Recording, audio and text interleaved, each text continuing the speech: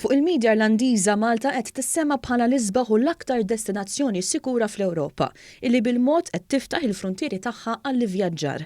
Din id-darba kien l-espert tal-ivvjaġġar On Corry, illi fuq il-programm Ireland Dejjem tkellem dwar il-vjaġġ tiegħu lejn Malta il-ġimgħa l-oħra. Malta is quite a safe destination and very choosy about who they let in. They've let the Irish in last Wednesday. They're still considering whether to let the British in. And the reason is they have 0 cases for quite a while now. And they're watching, as is the whole of Europe, watching what happens when you open your borders. F'analiżi li ta' fil-programm Corry semma l-miżuri ta' prekawzjoni li qed jittieħdu fl-ajruport.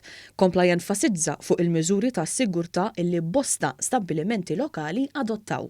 Arriving in Malta, a lot of temperature checking, even in hotels, and waiting staff wearing masks.